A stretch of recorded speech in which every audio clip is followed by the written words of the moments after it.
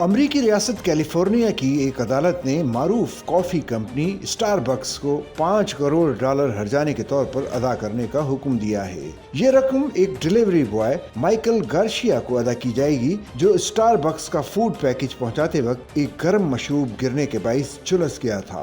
यह हादसा 8 फरवरी 2020 को उस वक्त पेश आया था जब माइकल गार्शिया ने लॉस एंजलिस में एक स्टारबक्स ड्राइव-थ्रू से ऑर्डर उठाया था। अदालती दस्तावेजात के मुताबिक स्टारबक्स की ऑटोमेटिक कॉफी मशीन गर्म मशरूबात को कनस्तर में अच्छी तरह से पैक करने में नाकाम रही, जिसकी वजह से ये हादसा पेश आया। इस हादसे की वजह से माइकल गार्शिया का जिस्म तीसरे दर्जे तक जल गया था।